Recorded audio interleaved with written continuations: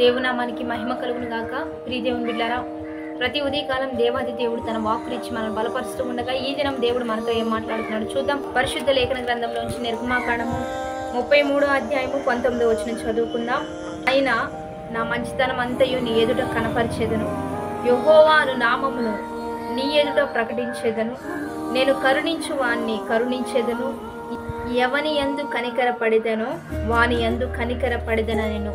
ఈరోజు దేవుడు మనతో మాట్లాడుతున్నాడు. దేవుని బిడ్డారా, తన మంచితనం అంతటా కూడా నీ ఎదుట కనపరచువాడని నేనే అని చెప్తున్నాడు. యెహోవా అను నామమును నీ ఎదుట ప్రకటించేదను అని చెప్తున్నాడు.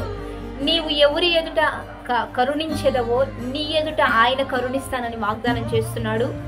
ఎవరినైతే మీరు కనికర పడతారో వానిని నేను కనికర పడతానని వాగ్దానం చేస్తున్నాడు. కనుక ఈరోజు క్రైస్తవులుగా, దేవుని బిడ్డలుగా, దేవుని నామాన్ని గుర్తెరిగిన వారిగా దేవుని మంచితనాన్ని అంతటినీ కూడా మనం అనుభవించే కృపలో మనం ఉండాలి.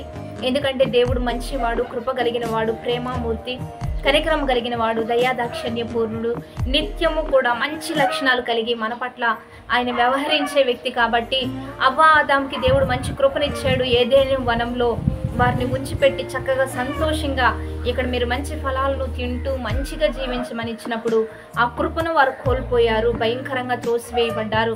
ఈరోజు మనుషులు, క్రైస్తవులు, దేవుని బిడ్డలు కూడా ఇదే విధానంలో ఉంటున్నారు.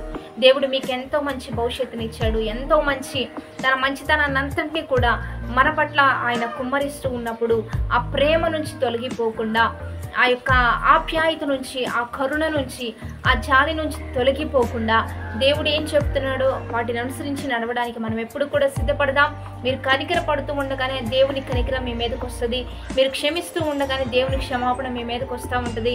మీరు ప్రేమిస్తూ ఉండగానే దేవుని ప్రేమ మీ మీదకి వస్తూ ఉంటుంది. కనుక దేవుడు తన మంచితనాన్ని మన పట్ల చూపిస్తూ ఉండగా ఆకాశ పక్షులైన, ఈ వాతావరణమైన, చక్కగా పూస్తున్న, వర్షం కురుస్తున్న, ఎండొస్తున్న, ఇదంతా ఆయన మంచితనమే. అందుకనే ఇశ్రాయేలు ప్రజలకు కూడా దేవుడు ఎలాంటి గొప్ప కార్యాలు చేశాడంటే బండ నుండి నీరిచ్చాడు.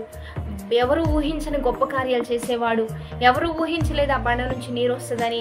కానీ దేవుడు ప్రజలకు తాగడానికి జలములు ఇచ్చాడు, మన్నా కురిపించాడు, చక్కగా పూరేడు పిట్లంసంగా పంపించాడు. ఈరోజు అద్భుతమైన కార్యాలు నీ పట్ల దేవుడు చేయడానికి ఆయన సిద్ధపడుతూ ఉండగా, ఇష్టపడుతూ ఉండగా ఆయన ఇష్టానికి మనం అంగీకరిద్దాం.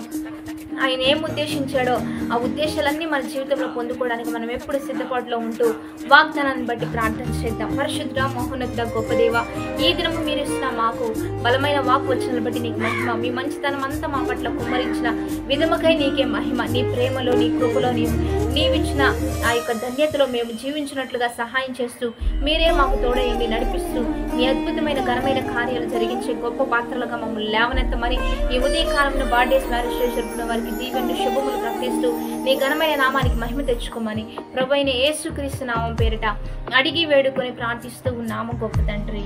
ఆమేన్. Have a blessed day.